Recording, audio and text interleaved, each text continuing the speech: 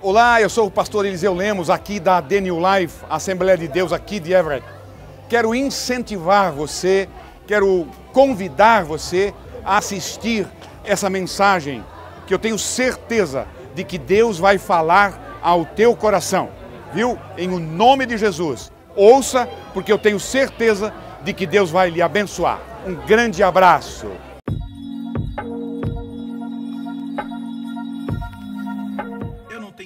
Que a família é um projeto de Deus.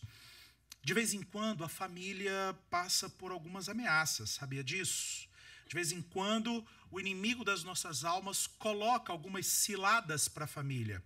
O inimigo das nossas almas coloca, com a sua licença, o inimigo das nossas almas coloca algumas armadilhas. E eu quero falar um pouco sobre isso. Quero mostrar na Bíblia Sagrada, num caso específico, num contexto específico da Bíblia Sagrada, como que o inimigo nos propõe sutilmente determinadas negociações que podem colocar em risco a nossa família e a nossa comunhão com Deus. Bom, para a gente fazer isso, quero te convidar para o livro de Êxodo. Abra sua Bíblia em Êxodo, capítulo 10, versículos 28 e 29. Êxodo, capítulo 10, 28 e 29. E nós vamos encerrar essa nossa reunião com uma oração, um período de intercessão específico pelas famílias.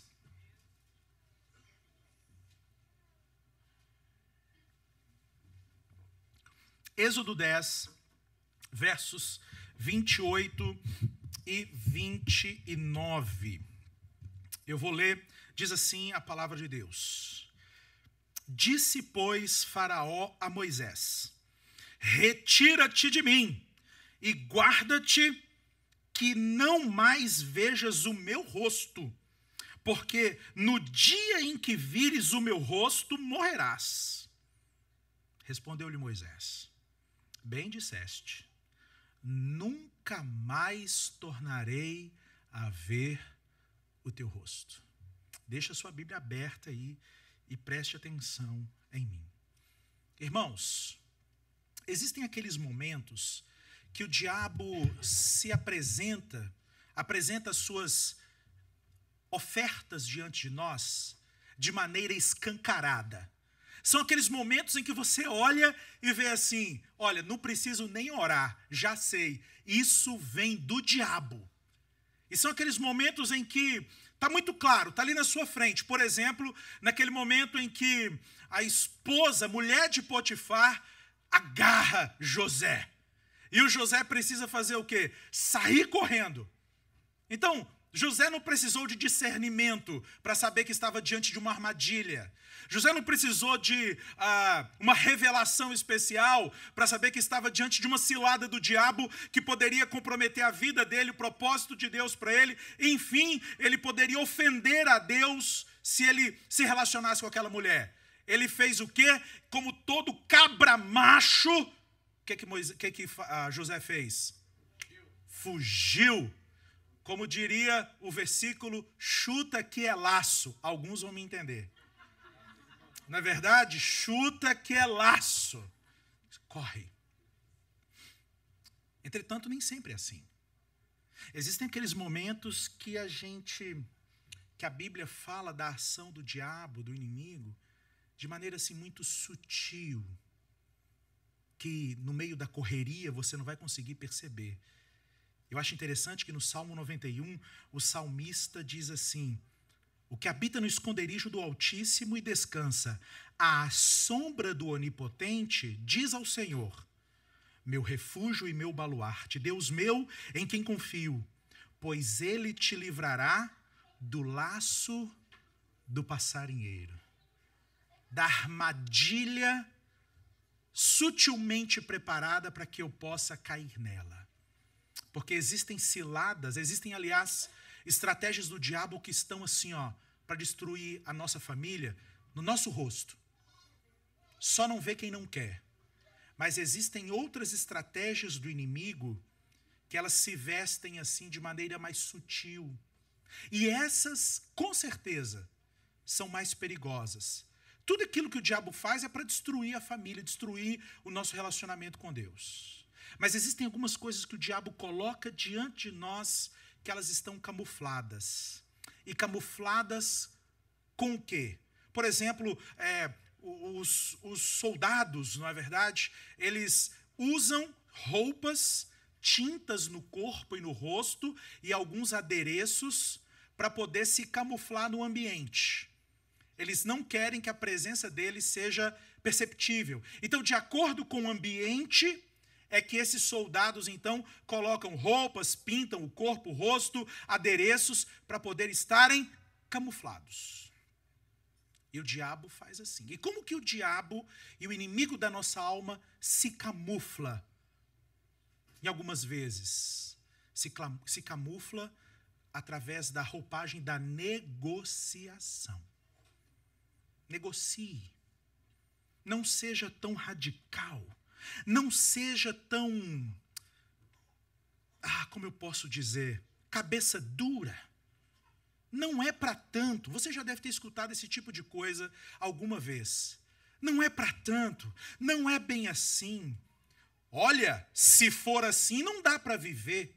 Então, especialmente, gente, nesses tempos que nós temos vivido, que as pessoas estão chamando a gente para ser cada vez mais tolerantes com o pecado, e quando você faz uma escolha, as pessoas acabam te chamando de intolerante, radical, religioso e tantos outros termos que a gente escuta por aí, principalmente nesses tempos. A gente precisa ter cuidado para discernir a camuflagem preferida de Satanás, às vezes. E que camuflagem é essa? Negociação. Negociação.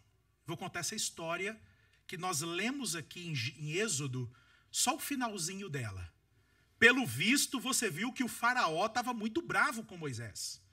Faraó estava muito bravo com Moisés. E o faraó disse, some da minha frente. Some da minha frente, porque se você aparecer aqui de novo, eu vou te matar. E aí o Moisés disse para ele assim, não, fique tranquilo. Nunca mais eu vou estar aqui diante de você. Isso aqui é só o final. É o final de quê?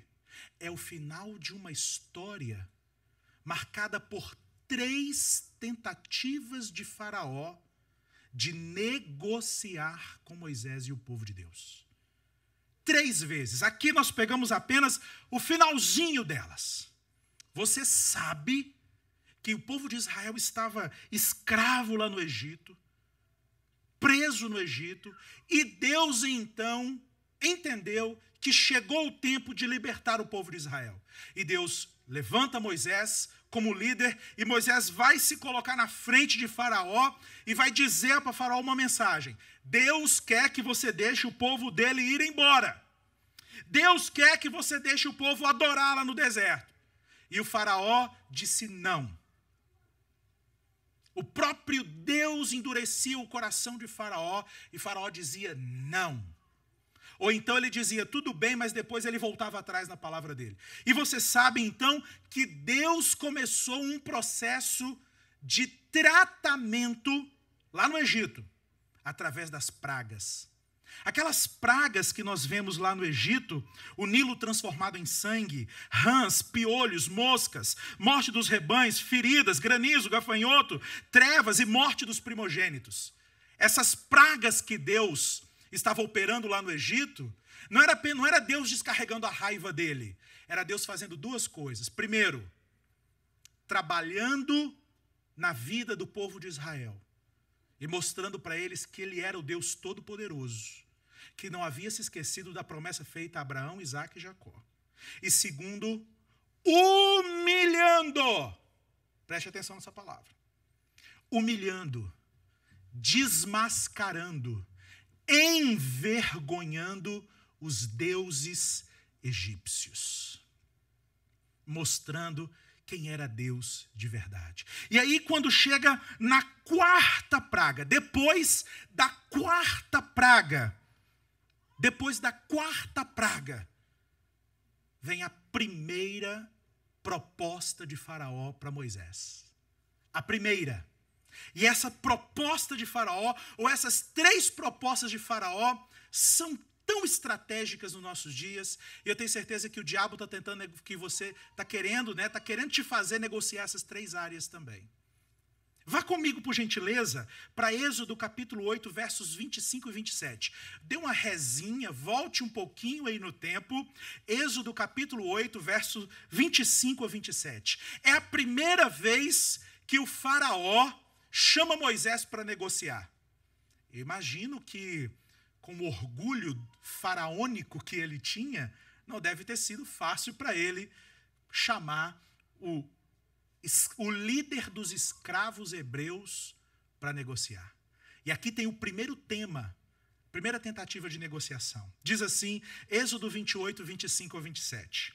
Chamou o faraó a Moisés e a Arão e disse, Ide, ofereceis sacrifícios ao vosso Deus nessa terra.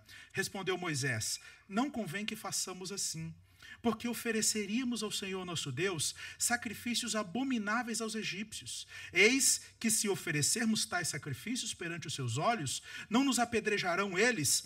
Temos que ir caminho de 3 dias ao deserto e ofereceremos sacrifícios ao Senhor nosso Deus, como ele nos disser. Êxodo capítulo 8. Ô Moisés, faz o seguinte, vem cá, o que você quer? O que você quer? Eu quero obedecer a Deus. Deus mandou eu sair com o povo, fazer uma jornada de 3 dias de caminhada nesse deserto, e quando a gente terminar essa jornada, a gente fazer uma festa. A gente fazer uma festa. O que é essa festa, gente? Um culto de louvor e adoração a Deus. É isso que Deus quer de nós. E eu quero, o faraó, obedecer a Deus. E o faraó diz assim, rapaz, nem 8, nem 80. Vamos fazer o seguinte, você pode adorar a Deus. Você pode cultuar a Deus. Só que você pode fazer isso aqui no Egito mesmo. Então, olhe só. A primeira área, a primeira oferta de negociação que o faraó fez a Moisés. Adore aqui no Egito. Mude um pouquinho o seu critério na hora de adorar a Deus. Relativize a adoração. Mude, aceite uma realidade. Você não vai conseguir o tempo todo adorar a Deus como Deus quer ser adorado. Aceite essa realidade, Moisés. Você não vai conseguir ser tão fiel a Deus quanto Deus quer que você seja. Aceite essa realidade, Moisés. Nós vivemos em dias modernos. Esses costumes antigos, Moisés, eles já não rola mais. Você precisa, Moisés, se adaptar aos tempos que nós estamos vivendo. Adora aqui mesmo. Já pensou, Moisés, que trabalhão gigante você levar essa turma pelo deserto? O deserto é perigoso. Moisés, vamos ser mais prático? Alô? Vamos ser mais prático, Moisés? Fica aqui, é mais perto, sai mais barato, é mais fácil, o culto pode até demorar mais. Olha que oferta. Olha só, que coisa interessante. Isso não acontece mais ou menos com a gente também? Não existe uma série de pressões, ou nós não somos assediados pelo inimigo das nossas almas, através de uma série de propostas para que a gente tenha um relacionamento com Deus que não custe muito para a gente, que a gente até viva o propósito de Deus, desde que seja possível viver o propósito de Deus e ainda sobrar um espaço para a vida do jeito que eu quero viver. Não, eu quero até viver, eu quero até ter uma família. Eu quero até glorificar a Deus com a minha família, mas eu também não quero mudar o que eu preciso mudar para ser o marido que glorifica a Deus do jeito que Deus quer que seja glorificado. Dá para negociar. Dá para negociar. Não, eu quero até ter relacionamento com Deus, mas esse negócio de ter relacionamento com Deus da maneira que Deus quer, me parece algo difícil demais. E aí vem essa proposta. relativize a adoração.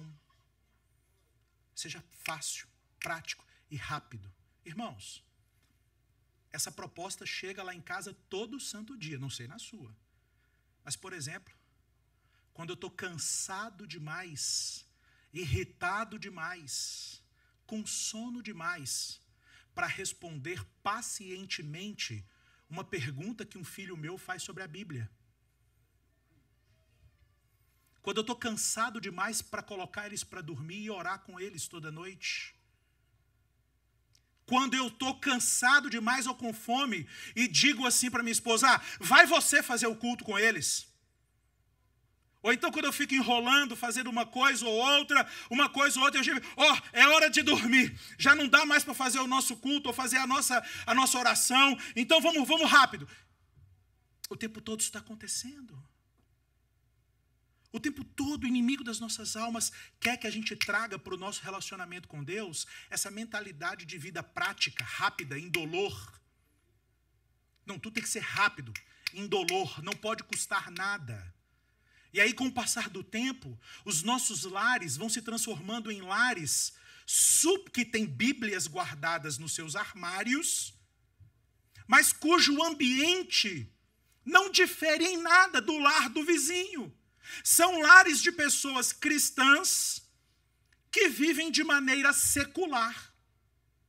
Por quê? Porque aquele lar é um lugar onde se fala de Deus, onde se acredita em Deus, mas onde não há o suave aroma da adoração ao Senhor sendo liberado para os céus. A gente vem para a igreja e aprende, ensina que vem para a igreja porque tem que ir para a igreja. E aí a gente vai vivendo essa vida negociar a adoração. Irmãos, preste bem atenção. Olha aqui. Se o seu filho não aprender a amar Jesus, preste atenção, não é aprender a crer em Deus. Crer em Deus não salva ninguém. Está cheio de viciado nesse exato momento, dando picada de seringa na veia e crê em Deus. A Bíblia diz que até os demônios creem em Deus. Crer em Deus não vai mudar a vida dos nossos filhos. Crer em Deus não vai fazer de mim um marido melhor para minha esposa. O que nós precisamos é instruir a nossa casa, é fazer do nosso lar um santuário ao nosso Deus, um lugar em que as crianças, os adultos, os jovens, os adolescentes, um lugar em que nós temos a experiência maravilhosa de sentirmos juntos a presença de Deus. Culto doméstico, reunião doméstica, não é uma coisa chata que você faz porque tem que fazer, porque alguém pregou, porque alguém falou. Você vai afastar os seus filhos de Deus se você fizer um culto chato na sua casa. Eu fui criado num sistema religioso e que toda semana, não me lembro qual era o dia da semana, nós tínhamos lá, me lembro de uma época da nossa vida, nós fazíamos lá uma reza. Eu me lembro daquilo, eu me lembro do meu pai falando com aquele negócio na mão, etc, etc. Eu me lembro daquelas imagens e, sinceramente, era um peso para mim aquilo. Era o que nós tínhamos naquela época. Era o que nós tínhamos naquela época. Irmãos, que os nossos filhos tenham a experiência de aprender a amar a Jesus e a adorar a Jesus dentro da nossa casa. Que nós sejamos sacerdotes e sacerdotisas do Deus Altíssimo, trazendo até os nossos filhos, trazendo até aqueles que estão perto de nós, até o nosso cônjuge, enfim, trazendo para o nosso lar essa atmosfera de reverência, de adoração a Deus. Que nós tenhamos lares onde a experiência do milagre é real. É real. Moisés, adora aqui mesmo. Adora aqui mesmo. Irmãos, quantos problemas em família não seriam resolvidos se houvesse nos nossos lares a cultura de se parar tudo o que se está fazendo de tempos em tempos para venerar, para adorar e para levantar bem alto o nome de Jesus. Levantar bem alto o nome de Jesus. Traga isso para dentro da sua casa. Traga isso para a sua mesa. Que a sua casa seja transformada num santuário. Que de vez em quando você escute Deus falando com você aquilo que Ele disse para o Moisés. Moisés, esse lugar pelo qual você passa todos os dias, hoje esse lugar é diferente, Moisés. Não porque você é diferente, mas porque agora existe nesse lugar, Moisés, uma presença manifesta diferente de todas as outras presenças que já se manifestaram aqui. Tire a sandália dos seus pés, Moisés, porque você está falando com Deus num ambiente onde a presença de Deus se manifesta. E todo ambiente onde a presença de Deus se manifesta é um santuário a Deus. Portanto, se você quer viver a cultura do céu na sua casa, você precisa fazer do seu lar um santuário. Você precisa reverenciar a presença de Deus. Você precisa ensinar sobre os seus filhos, sobre a beleza de Deus, sobre a beleza de Jesus. Sobre a beleza de Jesus. E aí, queridos, preste atenção. Eu não tenho dúvidas de que quando corações adoradores se encontram em torno do nome de Jesus, a realidade espiritual daquele ambiente é modificada. Entende? É por isso que às vezes pessoas experimentam opressão dentro de casa. Pessoas experimentam pavor noturno dentro de casa. Pessoas experimentam brigas que explodem dentro de casa do nada. Por quê? Por quê? Porque tem o nome do time de futebol, tem o nome do pastor, tem o nome do vizinho, tem o nome da sogra, do sogro, tem o nome do presidente do Brasil, do presidente dos Estados Unidos, tem o nome de todo mundo sendo mencionado. Se fala sobre a vida de todo mundo, exceto sobre a vida daquele que é santo, que é lindo, que é maravilhoso. Se ouve o nome do pastor, mas não se ouve o bendito nome de Jesus, o nome doce, o nome sobre todo nome, o nome de Jesus, o nome de Jesus. Pastor, eu não sei como orar. Mencione o nome de Jesus. Jesus, Jesus, Jesus. Eu levanto o seu nome aqui nessa sala, Jesus. Eu levanto o seu nome aqui no quarto dos meus filhos, Jesus. Eu levanto o seu nome aqui sobre a minha cama, sobre o meu leito conjugal. Eu levanto o seu nome nesse lugar, Senhor. Mas eu não vou negociar a minha vida de adoração. E olha, é incrível. Porque o faraó diz assim para ele: adore aqui. E o Moisés diz: não dá. Não dá. Por quê? Por que não dá? Porque faraó, é o seguinte: aquilo que vocês adoram, nós entregamos como sacrifício. Entende? Entende isso? Dentro da sua casa existe essa cultura, aquilo que os seus vizinhos adoram, do tipo televisão, aquilo que os seus vizinhos adoram, do tipo guarda-roupa lotado, aquilo que os seus vizinhos adoram, do tipo dinheiro, dinheiro, dinheiro, dinheiro. Você traz para dentro da sua casa uma cultura que tem coragem de usar aquilo que o mundo adora para colocar a serviço do seu Deus? Não, filho, não é dinheiro, não é dinheiro. Você fala com seu filho sobre dinheiro, como adorar a Deus através do dinheiro. Você põe dinheiro na mão do seu filho para ele ofertar na igreja? Ou seu filho vai aprender que dinheiro é só para guardar?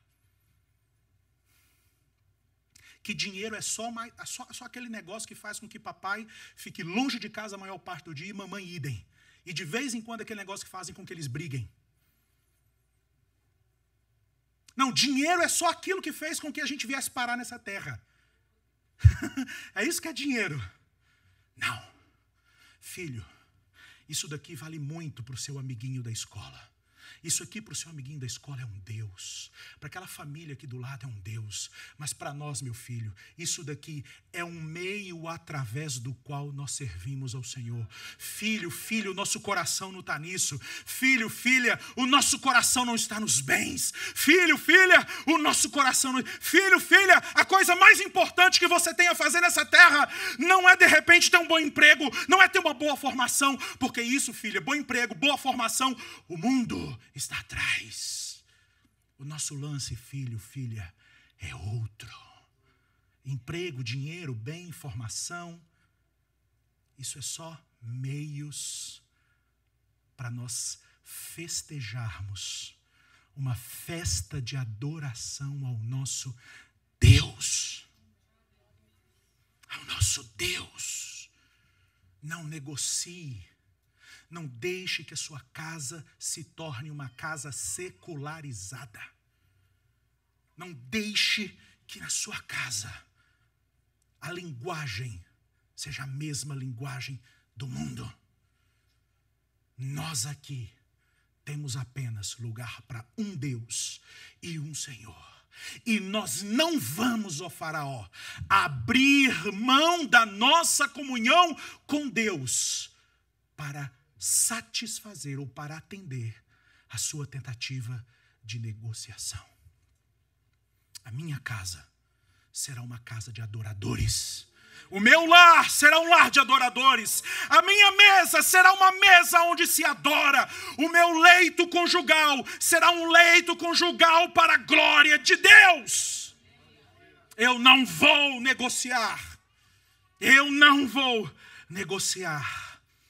O cheiro que se sentirá no meu lar será o cheiro do incenso e da adoração. O incenso que queima como um símbolo das orações e do louvor dos santos. Amém, queridos? Não. Eu não vou negociar a adoração. Mas Faraó é teimoso. Lembra que eu falei que isso foi depois da 4ª praga? Depois da 8ª praga. Depois da 8ª praga. Faraó chama Moisés de novo. Lá em Êxodo, capítulo 10, versos 10 e 11. Vá para lá, por gentileza. Êxodo 10, 10 e 11.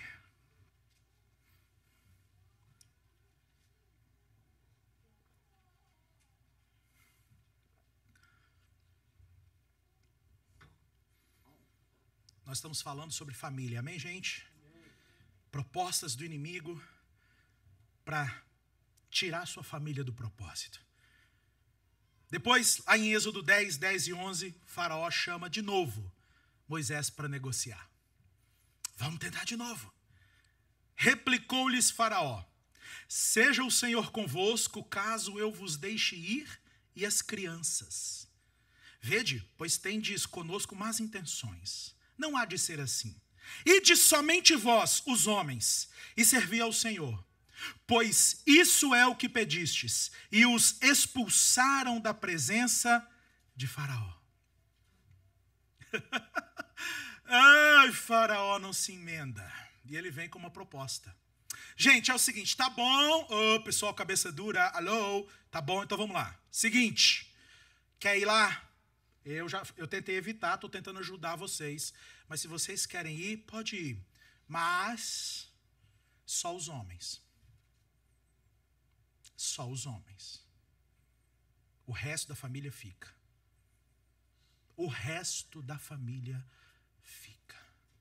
Vai os homens e o resto da família vai ficar. O que Faraó está tentando fazer aqui é, primeiro, dividir a família.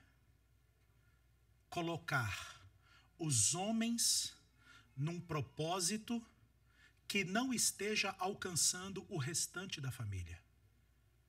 É colocar os homens para viver uma experiência que não é a experiência do restante da família. Os homens vão para adorar, os homens vão para lá, os homens se separam.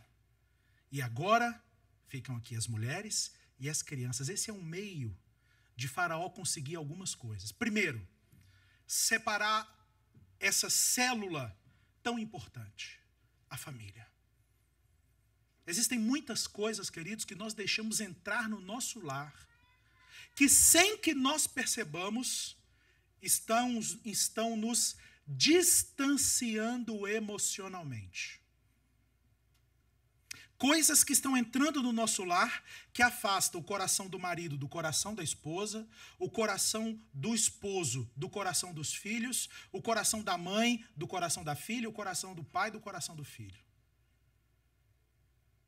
Muitas coisas entram na nossa casa, nós deixamos entrar na nossa vida, e essas coisas vão nos separando.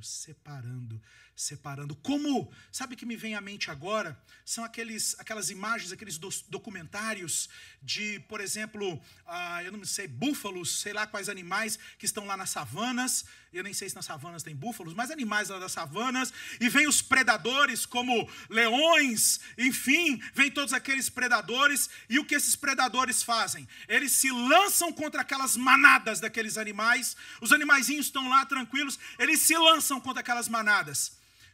Aqueles predadores, eles estão mirando em algum deles? Ainda não. Quando eles se lançam sobre aquela manada de animais, eles querem fazer uma coisa.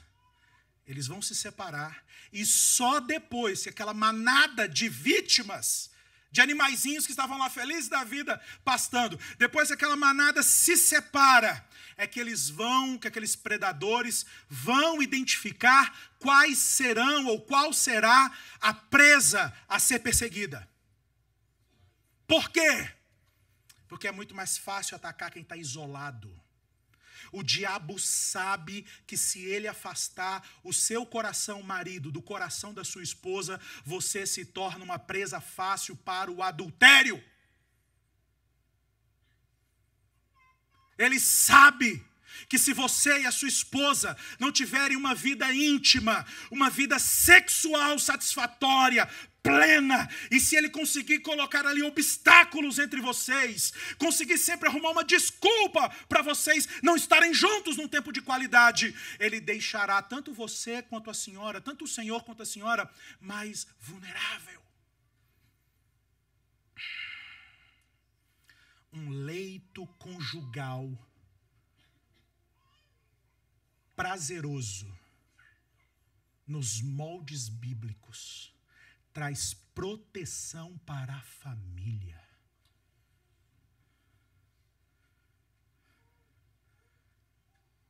Quem é aquela pessoa que quando a senhora chega em casa do trabalho e a senhora vem do seu trabalho morta de vontade de se encontrar com seus filhos, com vontade de estar no ambiente da sua casa, porque o ambiente da sua casa te renova.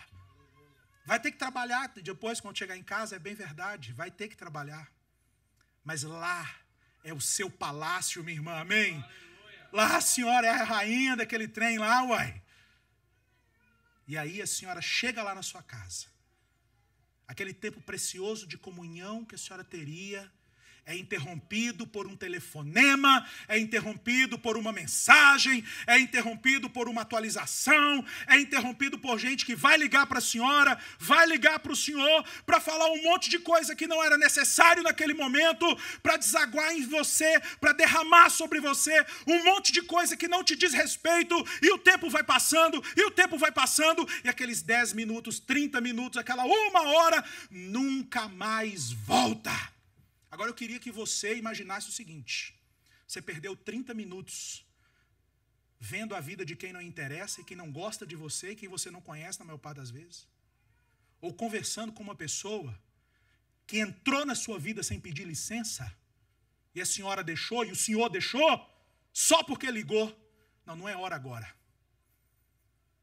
Agora eu quero que você imagine o seguinte: 30 minutos perdido ali.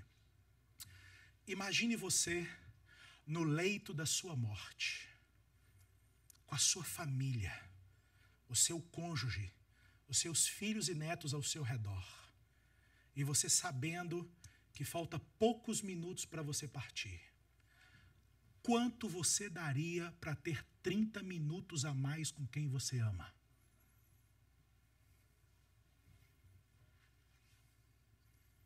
Ah, pastor, mas melhor é morrer e estar com Cristo. Eu sei que eu vou estar com Cristo, mas marido da Denise, eu sou você nessa vida. O cheiro dela como minha mulher eu só vou sentir nessa vida. Pai da Ana Beatriz e do Benjamin, eu sou você nessa vida. Então o máximo de tempo que eu puder ficar grudado com eles, cheirando eles, beijando eles, eu vou ficar. Não porque eu não quero experimentar o que vem. Não porque eu não quero experimentar o céu. É porque eu sei que essas experiências de amor na família, elas são antecipações da glória que eu vou ter lá. Elas são antecipações do amor que nós vamos sentir uns pelos outros ali, como uma grande família ao redor de Jesus Cristo. Mas o diabo, o faraó, vamos separar. Vamos separar. Vamos colocar os diferentes membros da família envolvidos em projetos diferentes. Vamos fazer o marido ter os sonhos dele. E vamos fazer a esposa ter os sonhos dela. E aí, enquanto o marido luta pelos sonhos dele, a esposa luta pelos sonhos dela, o diabo coloca no coração dos filhos os sonhos que o diabo quer que eles sonhem. Vamos lá. Vamos separar. Porque quando separa, a gente fica mais... Quando os membros da família se distanciam, eles se tornam mais vulneráveis. Vulneráveis. Marido, olha para mim. Os homens essa noite aqui. Você tem que dar um propósito para a tua esposa. Você, esposa, tem que, junto com o seu marido, dizer para os filhos de vocês qual é o propósito da sua família. E vocês têm que juntos, como família, fazer uma aliança no Senhor e dizer: haja o que houver, sopre sobre a nossa casa o vento que soprar, que o diabo se levante com as tentações que ele quiser se levantar, mas nós estaremos coesos no mesmo propósito. Foi Deus quem nos uniu, foi Deus quem nos fez família. Deus tem um plano para nós. Eu não vou me isolar de você, minha esposa. Eu vou compartilhar o meu coração com você. Eu não vou ter segredo para você, meu esposo. Eu vou falar para você do meu coração. Eu vou me despir emocionalmente para você, mas nada e nem ninguém vai separar os membros da nossa casa. Olha aqui, papai, mamãe, você tem que ter uma regra. Não. Dentro dessa casa eu não vou aceitar que você fique com a sua cara enfiada nesse aparelho. Eu estou aqui. Sua mãe está aqui. E nós ficaremos aqui olhando um para a cara do outro. Até que alguém fale alguma coisa. Até que alguém seja doido o suficiente para fazer aquela pergunta: como foi seu dia? O que está acontecendo? É que nós estamos ficando um monte de gente pertinho um do outro, mas concentrados em mundos completamente diferentes, em nome de Jesus. Eu aprendi algo muito precioso para a minha vida e que eu sempre trago e sempre compartilho. Você coloca os móveis da sua casa que você quiser, mas às vezes televisão dentro do quarto é suicídio. É suicídio. Programa de televisão que todos os membros da família não podem assistir, nenhum membro da família deveria assistir. O casal tem muitas tarefas a fazer juntos dentro do quarto, a não ser assistir televisão.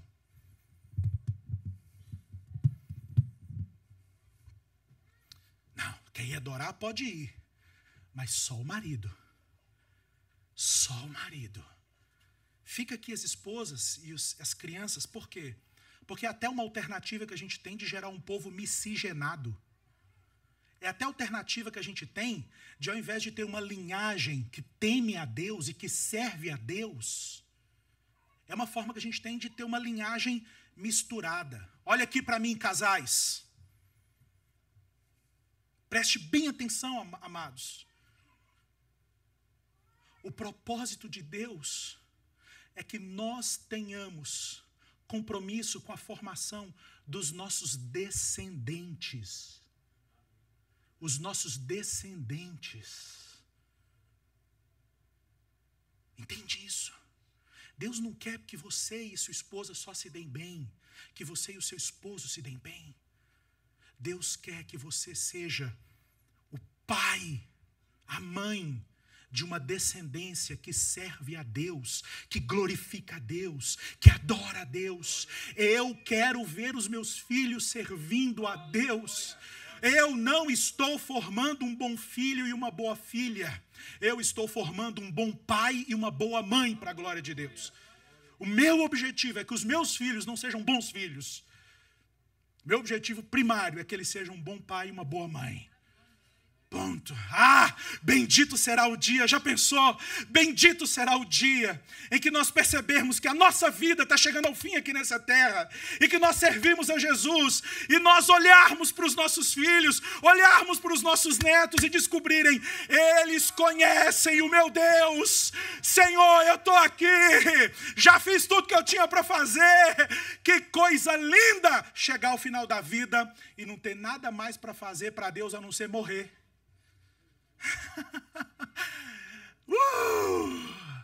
Senhor, eu estou indo, mas eu estou deixando um legado.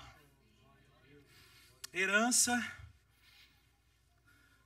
De vez em quando eu fico ansioso com esse negócio de herança.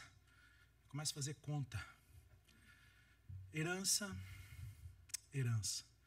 Legado é legado.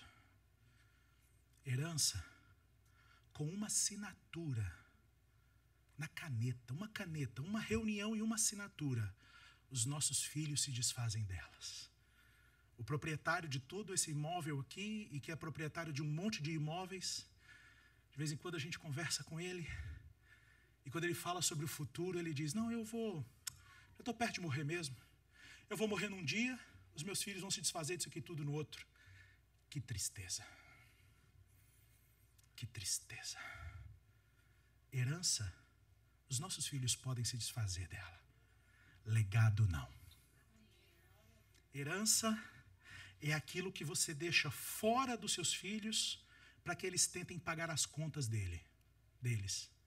Legado é aquilo que você deixa dentro deles, que vai fazer deles grandes homens e grandes mulheres de Deus, que vão inclusive, saber lidar muito bem com as questões financeiras.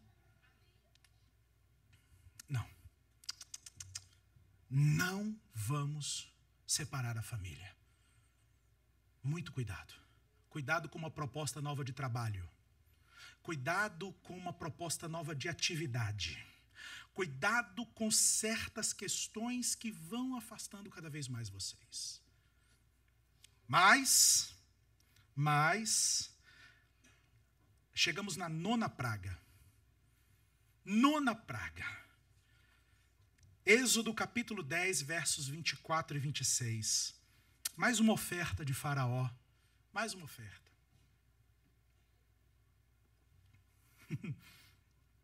Dessa vez o Faraó, tá bom.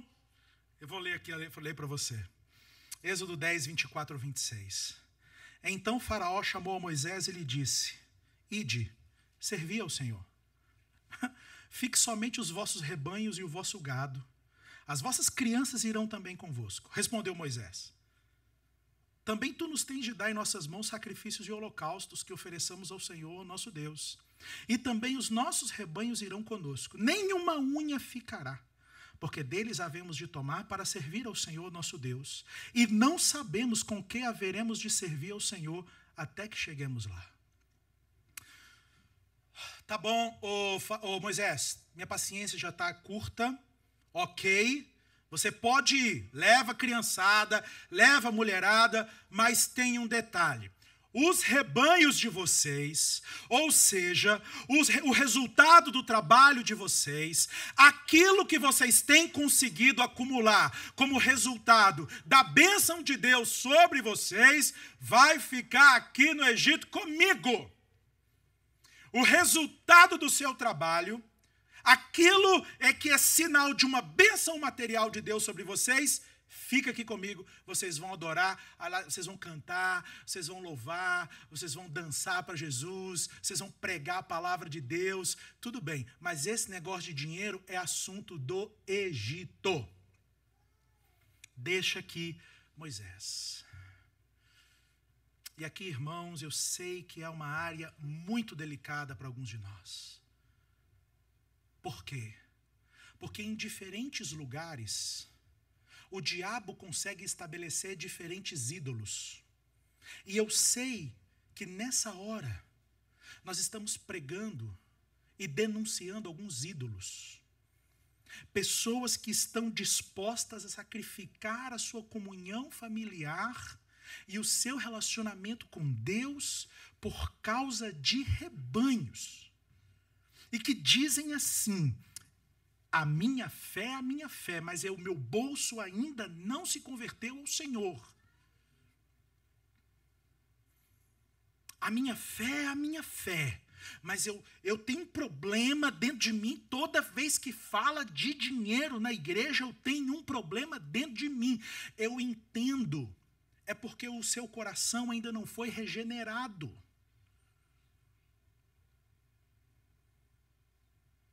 Sabe as pessoas que ficam na internet tentando te convencer a não ser um dizimista e um ofertante na igreja?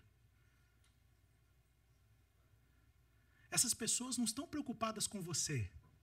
O problema dessas pessoas é que elas veem você servindo a Deus com algo que elas têm dentro do coração delas como um ídolo. Esse é que é o problema.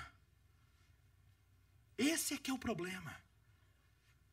É que essas pessoas têm tanta paixão pelo dinheiro que elas não conseguem entender, elas não conseguem conviver com a ideia de alguém trabalhar o tanto que o senhor e a senhora trabalham e ainda ofertar generosamente na vida de um irmão, ser dizimista, ser ofertante, ofertar para a obra missionária.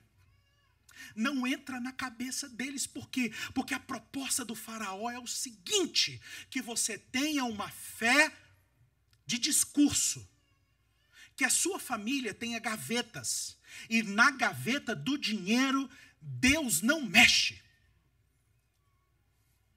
Deus não mexe. E aí Moisés tem que dizer: não, faraó,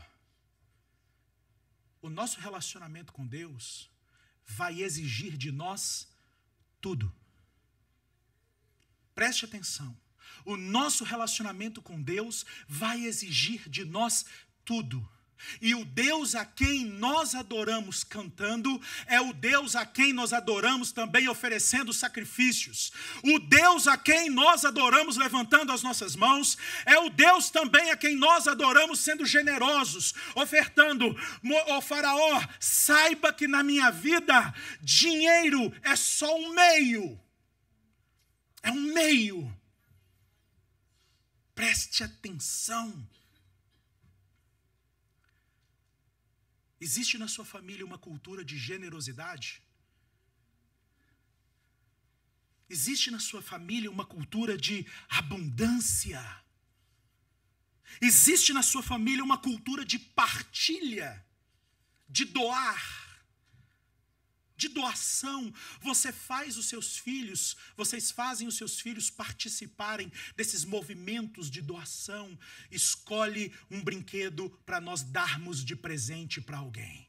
Não, esse aqui está quebrado, o destino desse é o lixo. Escolhe algo. Eu tenho muito medo do que pode acontecer com os meus filhos nessa nação.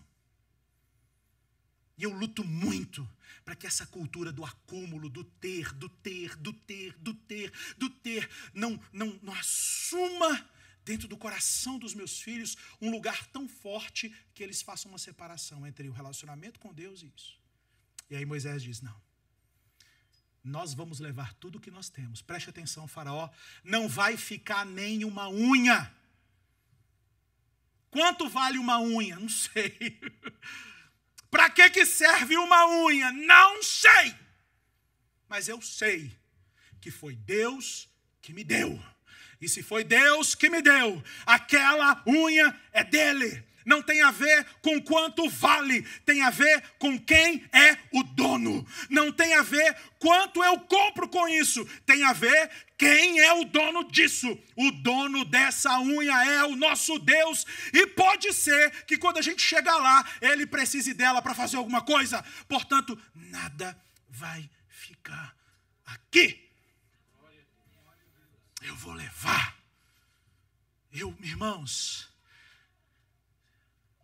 eu tenho dentro do meu coração uma vontade tão grande que os nossos filhos, aqueles dentre os nossos filhos, aqueles dos nossos filhos que Deus quer que fiquem nessa nação, porque alguns Deus vai mandar de volta para o Brasil, outros Deus vai levar para outras nações. Mas os filhos que ficarem, os nossos filhos que ficarem nessa nação, eu oro em nome de Jesus, para que eles sejam abundantes, para que eles ponham a mão em muita grana. Presta atenção, muita grana. Para que eles tenham ideias, para que eles desenvolvam, como é que é o nome daquilo mesmo? Quando alguém inventa uma coisa, como é que é o nome? Patentes. Patentes. Vai que Deus tem para um dos nossos filhos, para um dos filhos, uma dessas crianças que fica andando aqui nesses corredores, que está sendo discipulada lá em cima, vai que Deus tem para uma dessas crianças uma patente de um produto, de uma ideia, de um medicamento, de algo que vai revolucionar a vida de muita gente e que vai trazer muito, mas muito dinheiro. A minha oração em nome de Jesus é para que esse medo que alguns de nós temos, o medo da falta, não, vai que falte.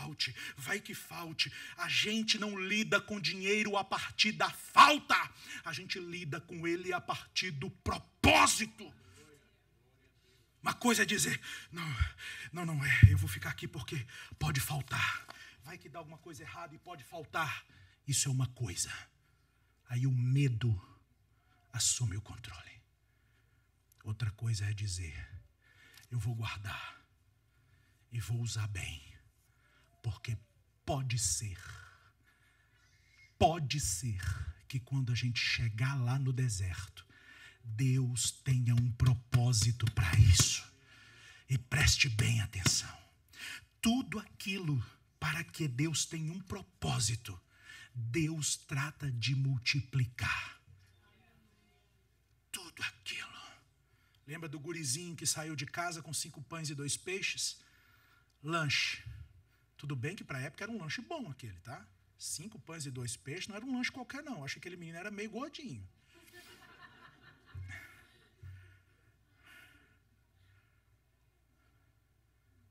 Na mão dele era só 5 pães e 2 peixes. Mataria a fome dele de mais um por algum tempo, ou então a fome dele talvez por uns 2 dias. Nas mãos do Senhor é provisão para multidões.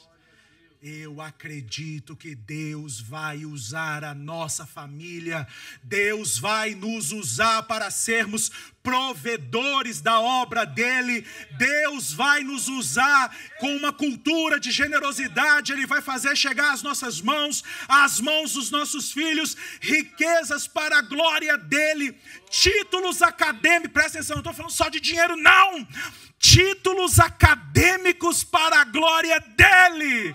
Entende isso? Posições de autoridade para a glória dele.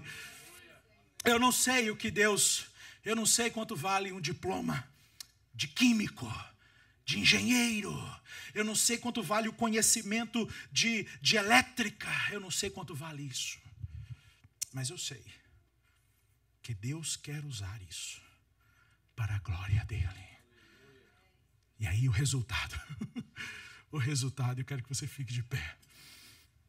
O resultado. E aí vem aqui o pessoal do louvor. O resultado, ora, o resultado. Como assim? Nenhuma unha vai ficar. Nenhuma unha vai ficar. Verso 28. Agora você entendeu. Agora você entendeu. Porque foi que o faraó deu um tapa naquela mesa. Bateu forte na mesa dele. Bateu forte. Ficou bravo. E disse para o Moisés: sai daqui.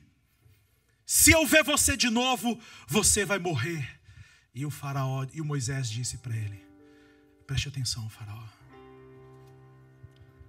Nunca mais me chame para negociar com você, porque eu não topo. O meu compromisso com Deus é incondicional.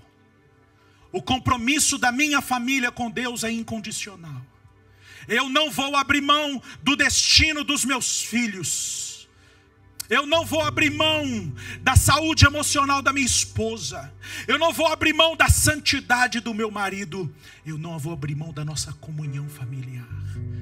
Deus pode contar com a minha casa para fazer algo grande nessa geração.